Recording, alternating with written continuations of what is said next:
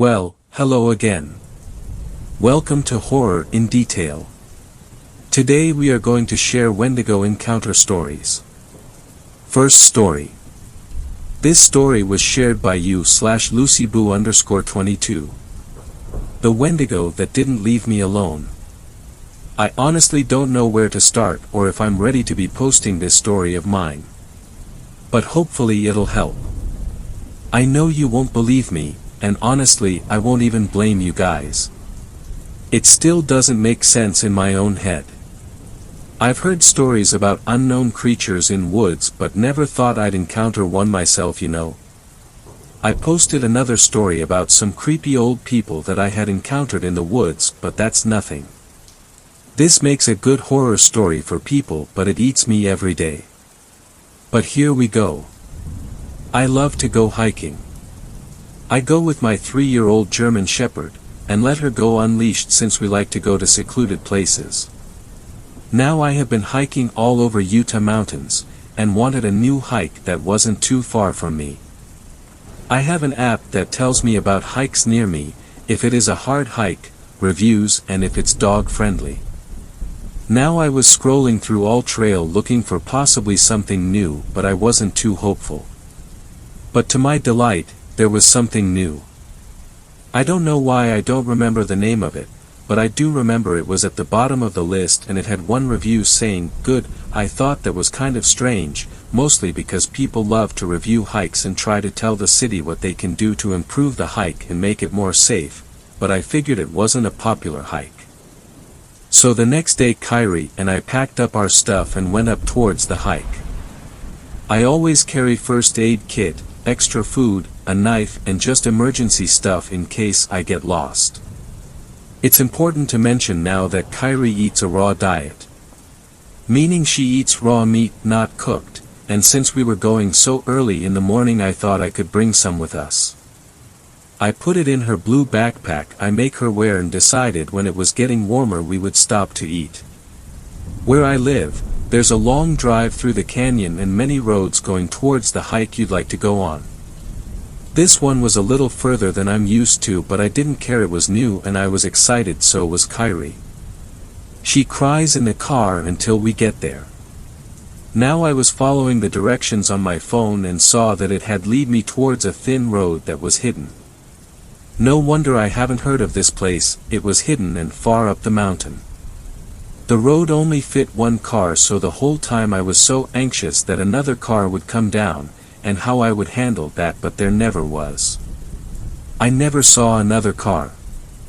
When I got to the parking lot, if I could call it that, I noticed there was only space for like 3 cars. All in a tight space. It was small, so I decided to park my car with the front facing towards the road. I thought maybe it was private property, checked the app, but it didn't say anything about private property. I shrugged it off, got Kyrie out, prepared us, and saw the trail. Now even though I knew there wasn't anyone parked there, I kept Kyrie on a leash. I didn't know if there were bikers along the trail, but after 30 minutes or so I didn't see anyone. I decided to let her off leash. It was a steep hike for the first half, but it was beautiful. We were deep in the woods, and I felt at peace. I used to wear headphones when I hiked but didn't anymore, so I was enjoying the natural sounds of the forest. It was still early in the morning, so I wore a light jacket and decided when it got warmer I'd give Kyrie her breakfast. Now before you start to hate, I know bringing Kyrie's raw meat was absolutely stupid and ignorant of me. I had never seen a bear or wolf or anything, so I got cocky and just thought it was okay. I learned my lesson the bad day, so no need to tell me I was dumb. But honestly I wouldn't blame you if you commented that. Now here is where we begin the bad part of this story. The trail finally stopped being steep and sort of an easy hike from here. When you got to the top, you could see through the trees a beautiful open meadow. On the other side of it, you can hear a river and a waterfall. The trail went around the meadow. The meadow was absolutely beautiful with the mountains in the background, the sound of the water. This hike was almost the most beautiful one I had ever been to. When Kyrie and I were sort of in the center of the meadow, she stopped right in front of me and looked towards the meadow. Kyrie always walked ahead of me, and when she stopped I stopped since I trusted her judgment. Before I could look, the smell hit me first. You know, the typical rotting smell, but oh my God. Words cannot explain how bad it stank. It burned my nose, and started to make me tear up. I put my shirt over my nose, feeling nauseous, and looked over to where Kyrie was looking. In the middle of the meadow was a deer. Now I've only seen does but never a male deer in person.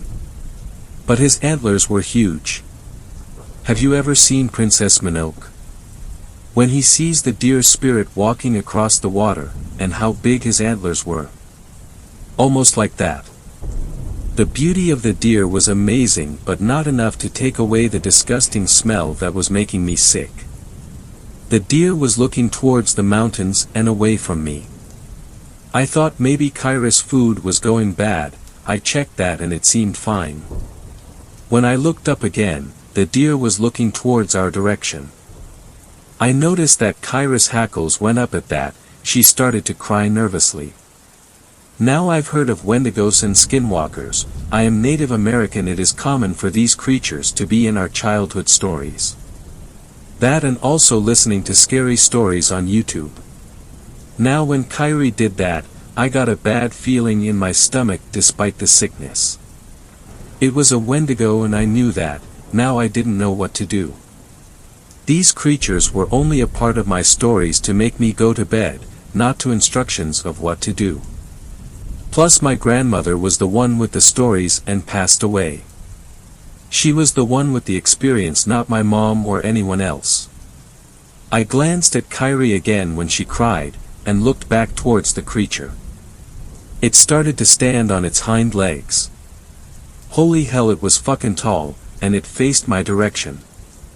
It started to walk towards me. I was going to run until I heard in my head, I am the one of this land. Suddenly it started to run towards me, full speed. I screamed, called Kyrie and started to run. Kyrie was following behind me. I started to cry as I was running since I could hear it catch up to me. It was loud. It was destroying everything it came in contact with to get to me. The adrenaline running through me was making me just focus on running. I didn't know where to go, I just ran. The trail suddenly got smaller and bushes with thorns started to appear, but I didn't feel them as they cut my arms. As I heard it got closer, it suddenly went to the left as I ran straight. I somehow had the balls to look back to see it was gone, but also Kyrie.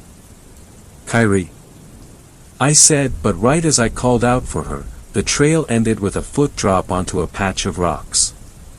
I hit my head, bleeding a bit. But again I couldn't feel it that much and just got up. I looked towards the forest when I suddenly heard a loud cry from my right. It was Kyrie. Kyrie. I cried out. I stood up, crying and lost at what to do.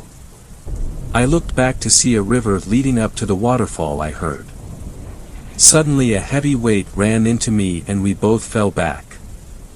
I hit my head again on the back and looked up to see Kyrie. Kyrie had blood all over her. It was pouring from her neck. Kyrie. I cried out. She was whimpering, and breathing heavy. She still had her backpack on with some cuts in it. Before I had a chance to help her, a scream came from the forest. I looked back at the waterfall, and somehow had the strength to pick up my 85-pound dog and carry her. I don't know where I was planning to go, I was just running to the waterfall as if it was a safe place. I was almost there when I heard the creature land on the rocks that I did early. I tripped at that and looked back to see it looking at me. Its eyes were black, or I think so. It could also be that there wasn't anything in there. I don't know. I took off Kyrie's backpack and threw it towards the monster, hoping it would take the meat and just leave us alone. I was scooting back towards the waterfall, crying as I did so. Holding and dragging Kyrie with my left arm. I found that being so close to the creature made me literally weak to my knees. It walked over to me, taking huge steps. It looked so different than before it looked like a deer, and now as it crawled over to me it looked like a monster. I don't know how else to describe this awful demon, I don't. I'm sorry. But I felt water hit my head hard as I had reached the waterfall. I kept going until I was up against the wall. There barely enough space where water wasn't hitting Kyrie and his faces. Kyrie felt limp at this point. I could somewhat see the creature through the water, but still saw it coming towards me. It stood on its hind legs when it was close enough to me, watching me. The smell was so disgusting, I couldn't help but throw up in my mouth. It reached his arms out to grab me. I screamed so loud. I actually lost my voice. After I let out that scream, another scream came from the deep forest. The creature snapped its head almost completely backward, looking towards the scream. The scream sounded like the one this one had let out earlier. I was still holding on to Kyrie, crying and screaming since its arm was close. It looked back to me, pulling its arm away, and again said in my mind, "I am the one of this land." With that, it took steps back watching me and went down the river bank.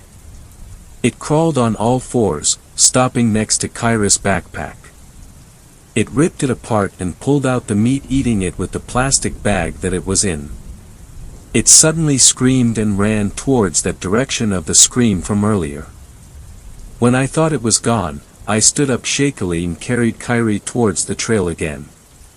When I was running, I came across my backpack that I had left earlier and stopped.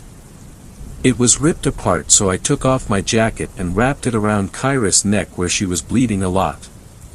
After that, I barely remember. All I remember is carrying Kyrie and driving down, screaming the whole way towards the emergency vet. They asked us what happened and I told them it was a bear. They called the ambulance since I had blood all over me and they couldn't tell if it was mine or Kyrie's. Kyrie made it through surgery and had to have some stitches on her, along with a pad.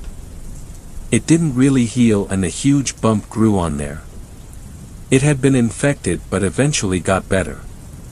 She also had a bite mark on the top of her left eye, but that healed much better.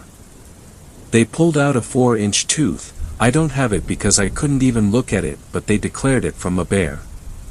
Even though they said it looked weird. While I was waiting for Kyrie, I went to look up the trail on the app, and it was gone. Why or how, but it is. I don't remember where it is either. That's all a blur. I have some pictures up of Kyrie. The one with my niece is a hike my mom took her on with my niece. It had been weeks after and my mom thought to try and help her through it. Kyrie looks nervous in the picture, but you can see the huge bump on the left side of her neck. There's also a picture with Kyrie and her bandages around her neck. And the one that is the most recent of her neck, it's black. The stitches came out. The last picture is of the top of her head, also black, but it's healed now. I'll have pictures of these but don't know where or how to post these. I haven't been hiking since, and I refuse to let Kyrie go. That time my mom took her, she did it while I was at work but regretted it because she said Kyrie was crying and was so scared they had to just go home. My mom knows, I screamed at night from nightmares for a week or two. My mom put white candles in my room to get rid of the bad spirits attracted to my negativity. So yeah, here's my story. I've heard stories where people saw a Wendigo and they didn't get harmed, and God, I wish I went through that. I hate hiking. My therapist thinks I may have some PTSD but only knows of it as a bear. I'm getting through it, Kyrie is too. Hopefully one day I can go back, but I don't see that being for a while. Please, if you're going to go up to the mountains, please prepare. Mother Nature is not only unpredictable but has things in there that just don't make sense in our heads. So please be safe. I say that with serious sincerity.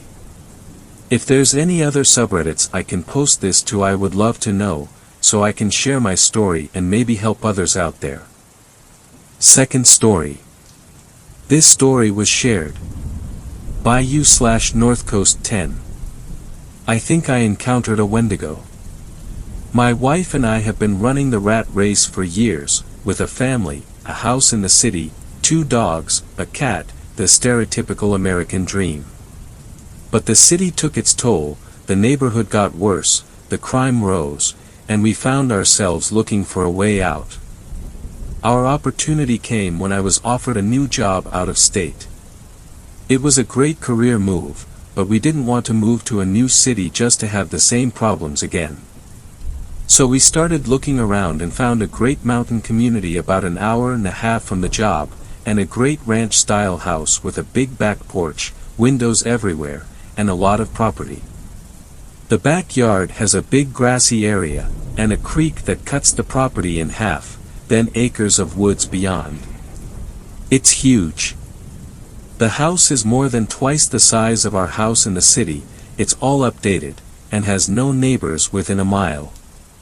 It's a radical change from the life we lived in the city, but best of all, it was less than half of what we were paying for our old house. The house was a foreclosure, and when we asked the listing agent about it, she simply said the old family had abandoned the property. We really didn't think anything of it. The first 3 months were uneventful, with us settling into our new life, the kids getting used to the new school and new friends, and most of all, us getting used to the big house and property. But then the weather turned cold and things started to get weird on the property. It started with noises from the back property. Things we chalked up to being in the woods, then the motion lights around the house started going off randomly. Once again we just chalked it up to being in the woods. But last night, it all changed. Last night was the most terrifying night of my life. One of the dogs was at the back door whining and scratching. I assumed he needed to go to the bathroom, so I grabbed my flashlight and walked out the back door.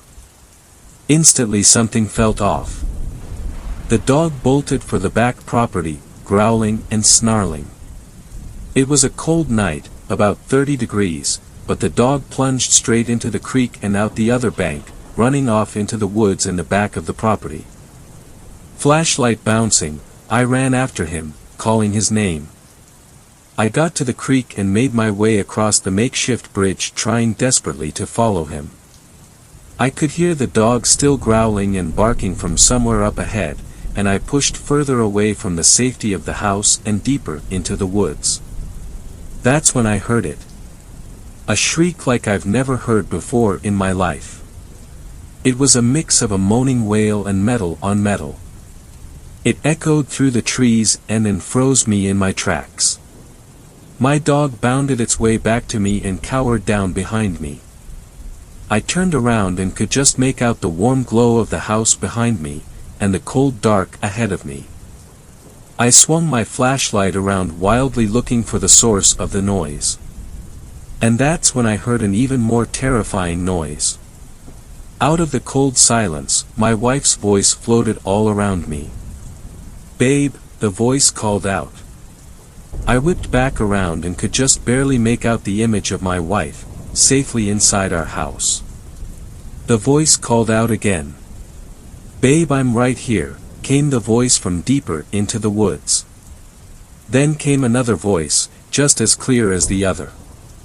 It was my dad's voice. "Come out here," it called. I swung the flashlight around again and this time caught the briefest glint of light bouncing off of eyes. The creature was in my beam of light for barely a second, but it was tall, maybe 6 feet, and ashen white. It had long spindly fingers that grasped the trunk of a pine tree, and then it was gone. I turned back and ran towards the house. I ran headlong into the icy creek and stumbled. My dog ran past me, making it back to the yard and up to the porch. I dug my hands into the freezing, muddy bank and pulled myself out, not stopping to look back. When I reached the porch, I scrambled inside. My wife ran over to me, asking what had happened. I just shook my head. I'm not certain myself what happened. I had a growing sense of dread tonight as the sun began to fall. We kept the dogs inside, and I haven't dared to look out the back. But as I sit here typing, one by one, my motion lights in the backyard keep going on. Third story. This story was shared by you/darkkarma_1994. Central Michigan Camping Horror. I have always loved camping. There is something about being out in a tent away from electronics and everyday life that gives me a sort of reminder that I'm not totally dependent on civilization and phones to survive. I know that not bringing my phone is where I made my biggest mistake, but hey. It's Michigan. We don't have scary predators here that cause me to worry, and I knew these particular woods very well. Never experienced anything bad before, so I figured it was as safe of a place to be. It was my younger brother Todd, my sister Amy and her husband Don and me. All of us agreed no phones, just tents, beer and a relaxing time away from life. Well, I thought it was going to be relaxing. You can choose to believe what you will, but this did happen and my life is never going to be the same. We all rode together in my sister's van and parked at the site we used to party at as teenagers. Even camped here a few times, but had about 5 more people with us. Ugh. The spider spot, really? Amy complained. When we first found this spot years before, there was an old stump that was littered with wolf spiders. We burned it to the ground after waking up to big nasty spiders all over us after a night of drinking. So we named it the spider spot. Come on, that stump's gone, besides it's only a quarter-mile walk and my feet have been killing me from work. Todd sighed. We all grabbed our shit and started walking the 10 to 15 minute walk, looking forward to the fire and, of course, beer. The worst part of the walk was the damn broken branches that seemed to jump out just to stab your face and break off. After we finally got there, we did the usual, setting tents up and grabbed firewood, so the rest of the night would be filled with beer, laughter, then bed after about 25 creepy nighttime pissing trips. It must have been around 1:30 a.m. when things started getting weird. Hey, did you guys hear that? Don asked, shushing everyone. We sat quietly and after a few seconds heard the unmistakable sound of laughter. Just some other campers, man, probably doing the same thing we are. I answered with a laugh. Without warning, Todd shouted loudly to the people. Got any more beer? We all laughed and shushed him. We were having a blast and didn't think anything of it. Then we heard running. What the hell, Todd, you pissed them off. Amy started to panic a little. Don't worry, Amy, they are probably drunk just wanting to talk. Don comforted her, but you could see the worried look on his face as the footsteps got closer. My heart was beating out of my chest, thinking we were going to get into a drunken brawl. Got any more beer? It sounded like a weird recording of Todd, only different. What the fuck? All of the hair on my arms stood on end. It really creeped me out. Very funny assholes. Todd shouted. Then more running footsteps, only this time away from our campsite. Must be drunk teenagers messing with us. Amy breathed a sigh of relief. We all kind of nodded and agreed it was time for bed. That was kind of a buzzkill and I think creeped us out a little. Hey, I'm sleeping in your tent, bud. Todd said, kind of with a nervous glance around the darkness. Pussy. I said with a laugh, but was secretly happy not to have to rough it out alone. Once we all were in our tents, it was very quiet. It was the only time I can remember being kind of scared. I must have dozed off because I woke up to Todd shaking me. Dude, listen. He whispered quietly. At first there was nothing. Then I heard the most terrifying thing I've ever heard. It sounded right outside my tent, like a foot away. I'm sleeping in your tent tonight, bud. Again it sounded like Todd, only not like him. I was about to shit my pants. Todd looked at me in horror, and I must have had the same look on my face because I was petrified. Then we heard the running again, and whatever it was, it ran off again. Let's hurry, get the fuck out of here. Don shouted to my surprise. They must have been listening to whatever it was too. We all jumped out of our tents and ran back to the van as quick as possible. I've never felt more relieved to be out of the woods. This was all last weekend and is 100% true.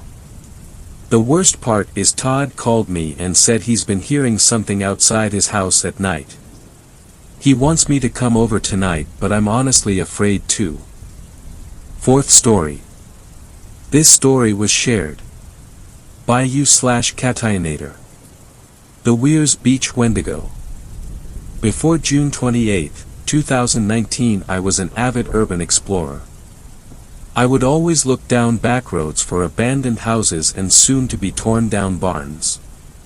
I'm also a photographer by trade, so naturally I brought my camera along with me to capture the experience.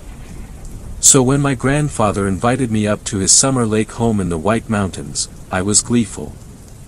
Not because of the mountain scenery, or the private lake with multiple jet skis, no.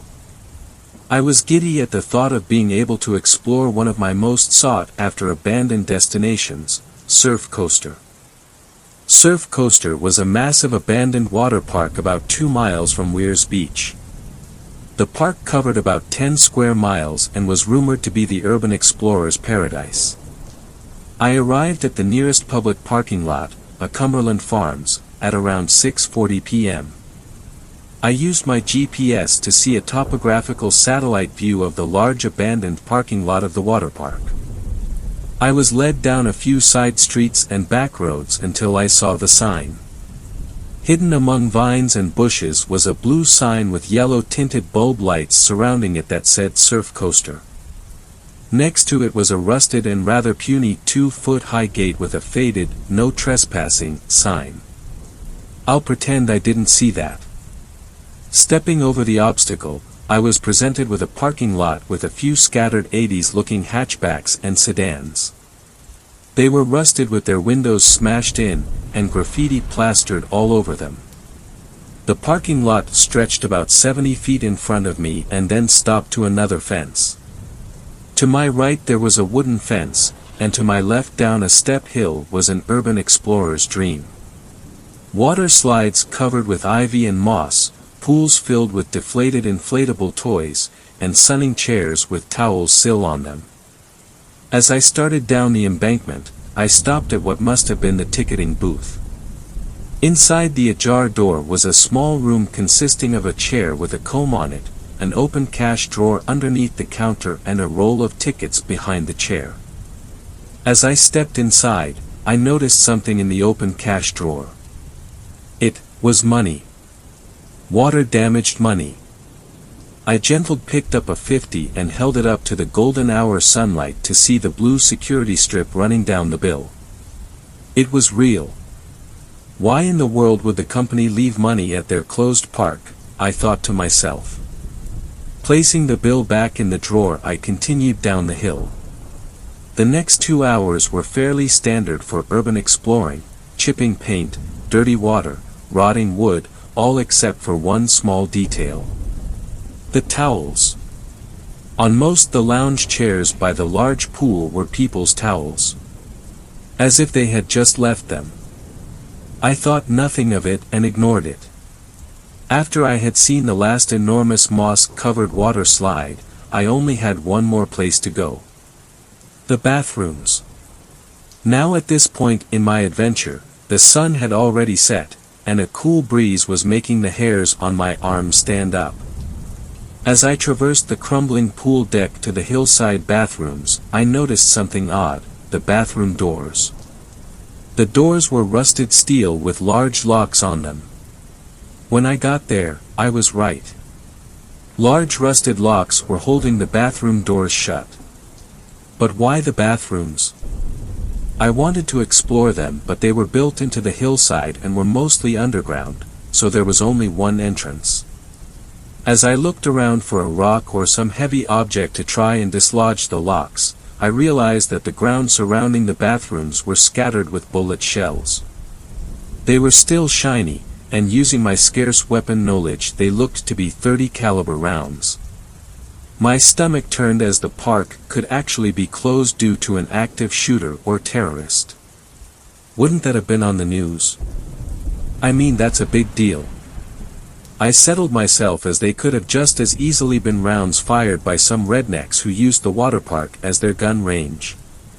It was New Hampshire after all. I soon found a rusted fire extinguisher and successfully knocked the men's room lock off.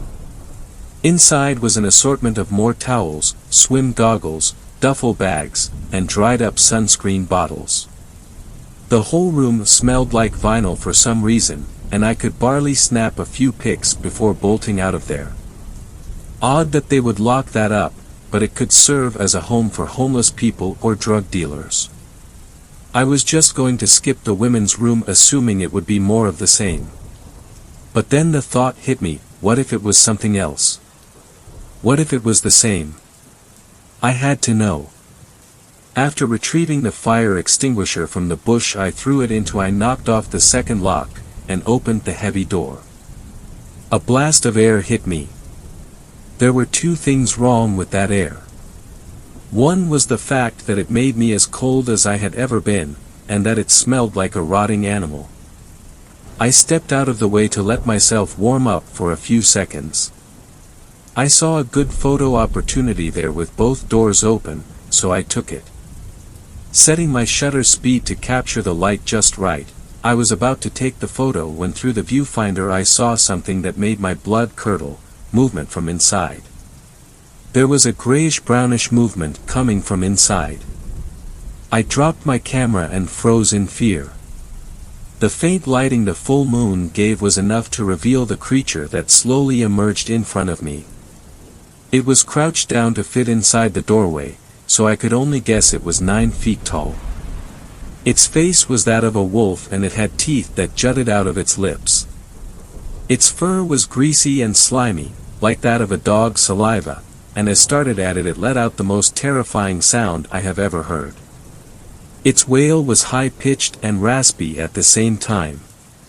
Adrenaline rushed through me as I turned to run back up the cracking stairs to the hill. My feet pounded on the moist soil as I neared the parking lot.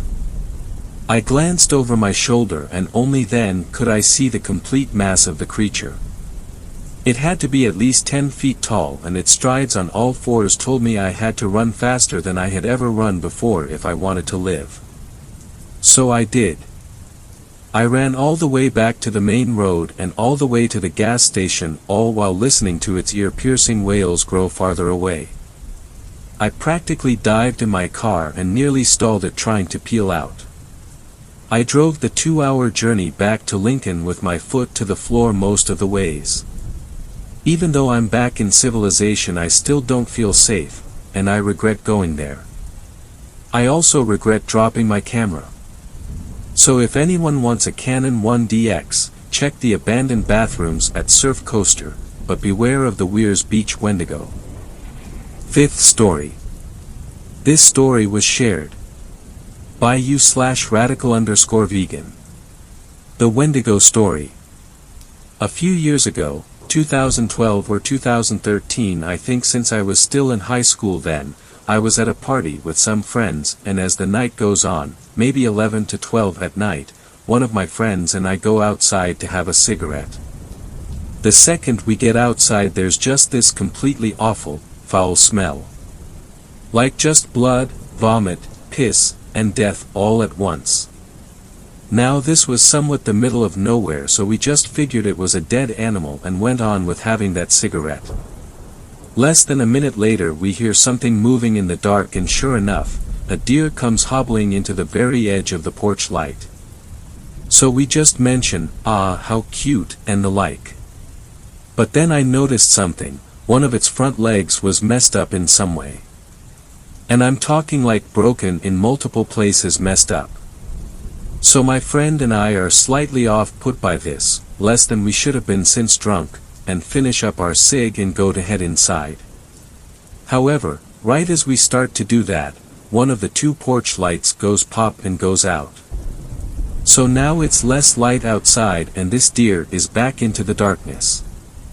So, a bit giddily, we both do this like fake scared squeal at each other and turn around to go inside. And that's when we heard it. That undeniable sound of nails on the concrete patio.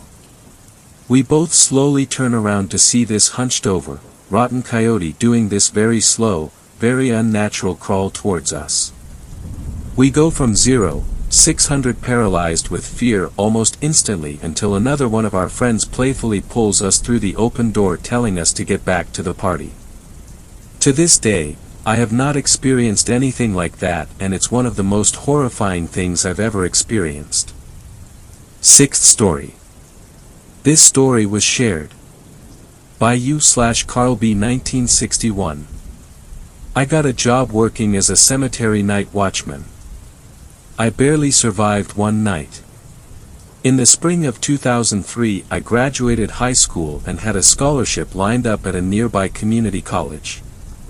I decided to get a summer job in order to make some extra money before I started my freshman year that fall. As it happened, a friend of my dad's worked as a caretaker at a local cemetery but was taking a couple months off in order to recuperate from some back surgery he had scheduled soon.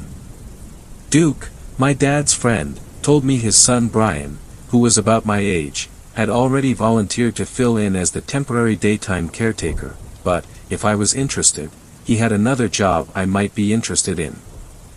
I asked him what it was. He told me. Night watchman.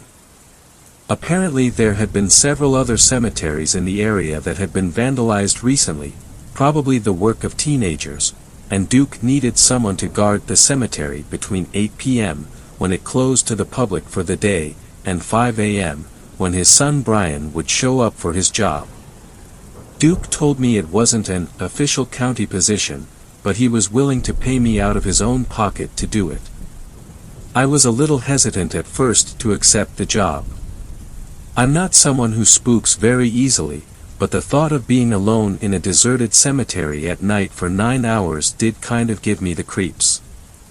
But I didn't really have anything else lined up for me that summer, and it sounded like it would beat flipping burgers at McDonald's anyway, so I shrugged and said sure, why not?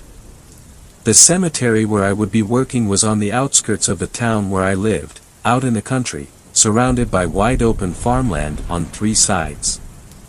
The back of the cemetery ended at the edge of a small wooded area. It was pretty big and sprawling, maybe 6 acres, and was one of the oldest cemeteries in the area, with graves dating back to the early 1800s. I drove out there one bright, warm late afternoon in early June for my first shift, and was greeted by Duke, who was waiting for me near the entrance. He spent the next hour or so giving me a tour of the grounds and explaining what my job duties would consist of. Basically, I would give the whole cemetery a sweep every hour and write down any unusual activity, whatever that was, I encountered. And if I found anyone trespassing, I shouldn't confront them, I should call the police instead. He took me into a small shed off to one side near the front. The place was crammed with tools and gardening equipment. There was a small desk with a chair and a notebook on it for me to log my reports, and a big flashlight, the long kind that takes 4D batteries to power. As soon as Duke finished showing me around, his face suddenly turned serious. He told me he had something he wanted me to see, and took a ring of keys out of his pocket. I watched, intrigued, as he unlocked a tall metal locker against one wall and opened it. I gasped. Inside stood a 12-gauge pump-action shotgun and a box of shells. Duke held the locker open for a few seconds to show me the shotgun, then closed and relocked it. He explained to me that the shotgun was only for extreme emergencies, and that he didn't want me to touch it unless I felt sure that my life was in danger. He went on to say that you never know who might show up at a cemetery after dark. Usually it was harmless stuff, bored kids looking for a place to drink and screw around. But cemeteries also tended to be hangout spots for all kinds of weirdos. Satanists, drug addicts, sometimes even grave robbers. Seeing my look of concern, he gave me a reassuring smile and told me it wasn't likely I would run into any of those types of people on the job, but he wanted me to know about the shotgun, just in case. Then he removed the locker key from the keyring and handed it to me. By then late afternoon had given way to early evening and the sun had begun to set. Duke had pretty much shown me and told me everything I needed to know, so we shook hands and then he left to go home. I watched as he got into his pickup truck and drove down the driveway and through the cemetery gate and onto the road, disappearing from sight. I realized suddenly that I was all alone in a deserted cemetery miles from anywhere, and it was starting to get dark. I shuddered in spite of myself. I looked at my watch and saw it was nearly 8 p.m., the start of my first shift. I figured there was maybe an hour of daylight left. I did my first check of the cemetery grounds, beginning at the front, the newer section, and finishing at the rear, the old section. This part of the cemetery was especially creepy. Many of the gravestones were cracked and leaning and eroded by the elements. Several of the plots had a sunken look. Duke had explained to me earlier when giving me the tour that this was caused by the soil settling on top of the old caskets as they deteriorated and collapsed underground. Again, I shuddered at the thought. The back of the cemetery ended at an embankment that sloped down to a shallow creek with the woods beginning on the other side. At the bottom of the embankment was a heap of old, rotting flower bouquets and wreaths from the graves. I figured Duke must dump them there after they began to dry out and fall apart. My whole inspection only took about 15 minutes, so I headed back to the maintenance shed to kill some time before the next one. I propped my feet up on the desk and pulled out a paperback Stephen King book I had brought along to help pass the time. This was 2003, remember, long before smartphones came along. I read, absorbed in the harrowing ordeal of the Torrance family in the creepy Overlook Hotel, and before I knew it, 9 o'clock had rolled around. I put down my book, picked up my flashlight, and headed outside to patrol the grounds. It was almost fully dark now and I could hear crickets. I strolled through the cemetery, starting again at the front and working my way to the back, causally aiming my flashlight around. I had just reached the rear of the cemetery when something happened. I stopped, listening, suddenly alert. I had heard something. I cocked my head, listening. I could hear a very faint scraping sound. Soft and slow and steady. I couldn't tell where it was coming from. I shined my flashlight around but could see nothing out of the ordinary. Just as abruptly as the sound had begun, it stopped. I shrugged it off, figuring it was probably some animal, a raccoon or a possum or something scratching at the bark of a nearby tree. Finished with my inspection, I returned to the shed and picked up my book. I spent the next half hour or so reading and was just at the part where the little boy Danny encounters the rotting naked old woman in the bathtub when I heard something outside that caused me to jump to my feet, knocking over my chair, startled. Footsteps. Slow, labored, shuffling footsteps that sounded like they were moving around just outside the shack. My heart began to race. I stood there, petrified with sudden fear. It was nighttime and the cemetery was closed. There shouldn't be anyone out there. I remembered what Duke had said about teenage trespassers. I waited, hardly daring to even breathe, my pulse racing, listening. The footsteps seemed to circle around the shack 2 or 3 times, then gradually faded off into the distance. Silence resumed. I waited there for several minutes, too scared to investigate.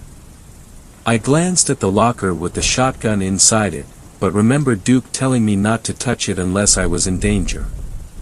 It was probably just some local kids who came to have an underage drinking party, or a teen couple looking for a place to make out.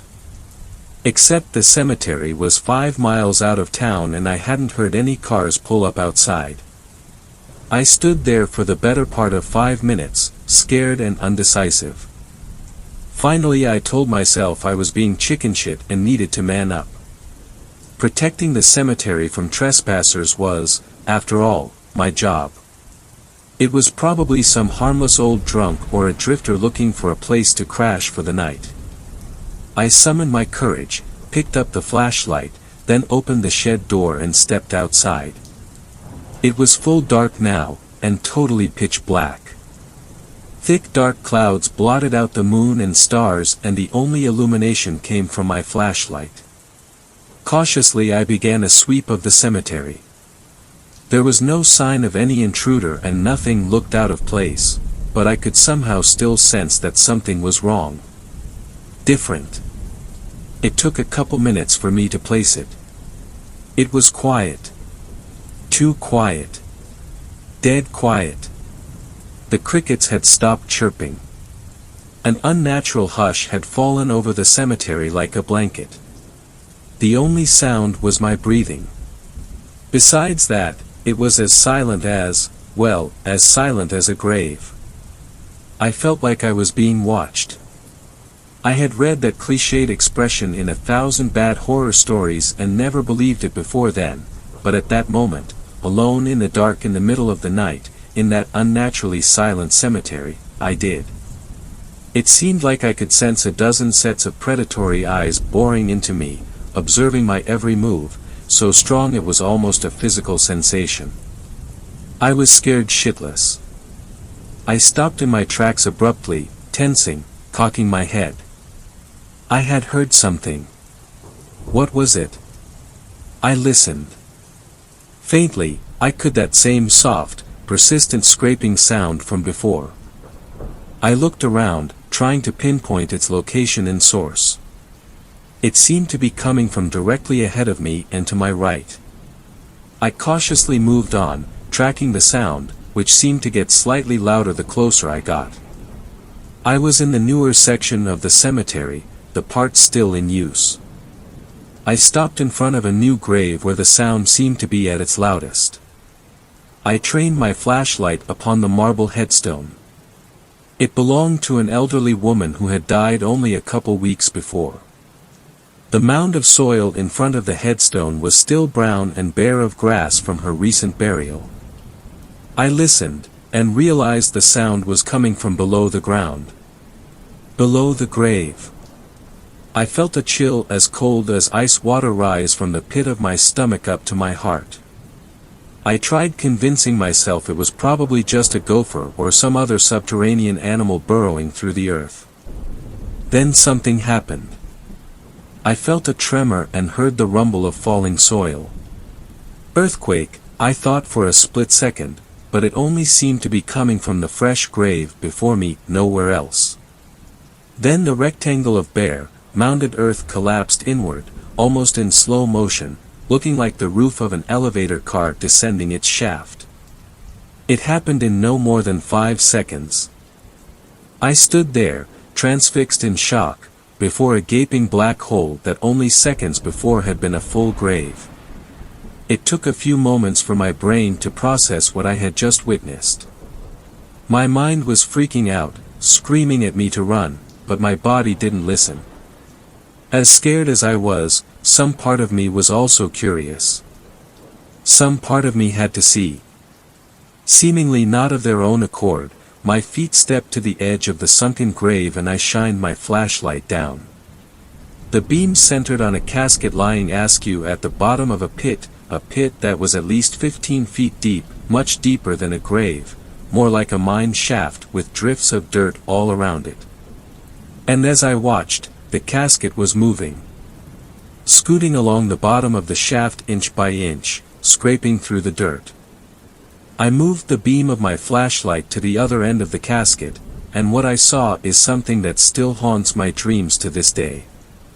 There was a gaping black hole, the entrance of a tunnel, in the side of the pit, and a pair of thin, gray arms with unnaturally long fingers and long, black, claw-like fingernails were protruding from this hole, clutching the foot of the casket, dragging it into the tunnel a little at a time. That's when I turned and ran back to the shed, panting in terror. I reached in my pocket for my phone to call the police, but it wasn't there. I must have left it on the desk in the shed. I reached the shed, went through the door, and froze. The inside of the shed was in a shambles. Everything had been trashed. Tools were scattered across the floor, the desk and chair had been turned over, my paperback had been torn to shreds, and my cell phone had been smashed to pieces.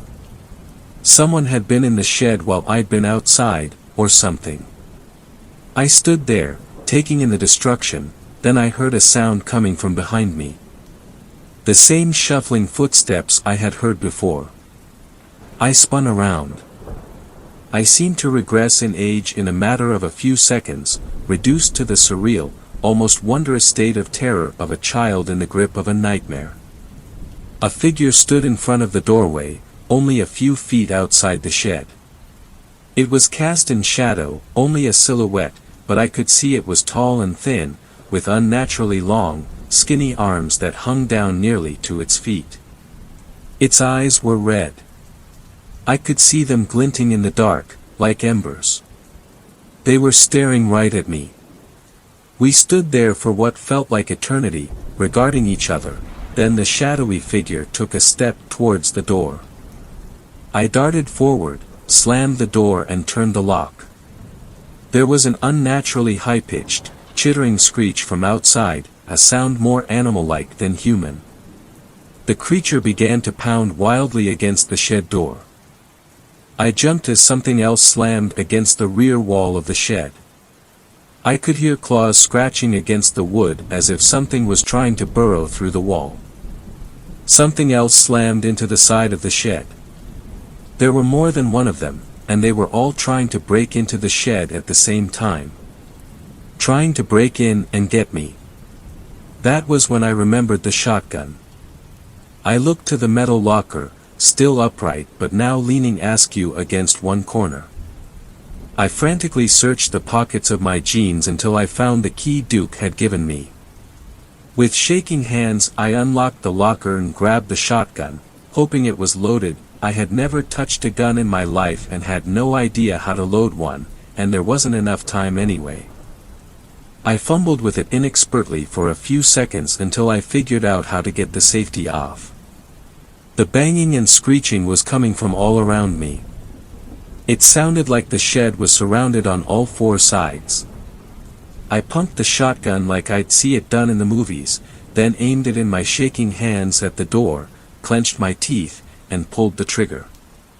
The explosion was louder than I ever would have imagined, and the kickback was so powerful it almost knocked me backwards. The next morning I would find an ugly bruise on my right shoulder where the stock of the shotgun had struck me. A ragged hole the size of a fist materialized in the door. For a split second after I fired the shotgun I thought I detected a high-pitched shriek of pain outside the shed door. Then I couldn't hear anything but a ringing in my ears. For a few seconds I feared I had gone deaf from the blast. Then slowly my hearing returned. I knew because I could hear my own ragged breathing. Otherwise, there was silence. The screeching and banging had ceased. I listened intently, my heart pounding, but heard nothing. Then cautiously, still clutching the shotgun, I crept to the battered shed door, unlocked it and threw it open, leveling the shotgun. There was nothing there but blackness. I fled the shed, running in an all-out sprint to my car, leaped in, locked the doors, started the engine and took off, slamming down the gas pedal. I sped down the driveway, my tires shrieking and sending gravel flying. I shot through the gate, then turned onto the highway back to town. But just before I drove through the gate, I saw, or thought I saw, one last thing in my rearview mirror. Several pairs of glowing red eyes in the darkness behind my car. My phone had been destroyed, so I drove to the sheriff's office. When I reached town and told them I had been attacked by grave robbers, I was scared and badly shaken, but still possessed enough sense to know they wouldn't believe me if I told them what I had really encountered in the cemetery. After I gave my statement, they called my parents, who came and picked me up since I was still pretty rattled. My mom drove me home in their car while my dad followed behind us in mine. I went straight up to my room after we got back and fell into bed, but it was several hours before I managed to fall asleep. The state police came by the next day to ask me some questions, and I told them the same story I had told the sheriff and his deputy.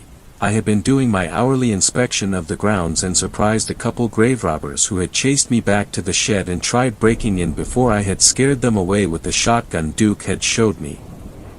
I hadn't gotten a good look at their faces and couldn't even tell exactly how many there had been.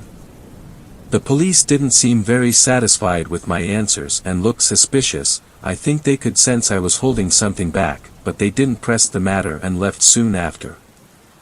A couple days later, Duke stopped by the house to see how I was doing. I told him I was okay, but after my experience I probably wouldn't be coming back to work. He seemed to understand and was apologetic about what had happened. He paid me $60 in cash for my single disastrous shift as a cemetery watchman. I noticed that something else seemed to be bothering him. He had a troubled frown on his face and seemed disturbed, maybe even a little scared. I asked him how the police investigation at the cemetery was going.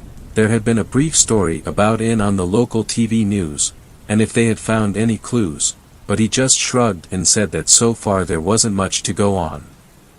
Somehow I could sense he was lying. His answer seemed evasive, and I got the feeling he knew more than he was letting on. He left, and that was the last time I ever spoke to him. It took over a week for me to get over my ordeal, but then I was pretty much back to normal. I got a job working part-time at Blockbuster Video, back when that was a thing, for the rest of the summer, and started college that fall. After I graduated in 2007, I got a job in the city, found a decent apartment, married, and had 2 kids. It's been 18 years since that night, and I had mostly put it behind me and forgotten about it, except for the occasional bad dream. Then, last month, something happened. I had taken my family to the rural town where I grew up to visit my parents for the weekend. Just by chance I ran into Brian, Duke's son, while in town getting some groceries. He recognized me from when we had been kids. We had never really been close friends, but had attended the same schools growing up and belonged to some of the same social circles, and invited me to a bar where we reminisced about old times and caught up on each other's lives over a couple beers. His father, Duke, had died peacefully in his sleep 8 years before, and now Brian worked in his dad's position as the cemetery groundskeeper. I asked Brian if the police ever got any leads on whoever it was who had dug up the grave and attacked me that night back in 2003. His mood instantly changed. His face darkened and became guarded.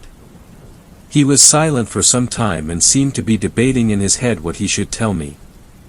Finally he leaned in close to me and made me promise I would never tell anyone what he was about to tell me. I promised. Brian explained that the police had inspected the open grave and discovered the tunnel I had seen at the bottom.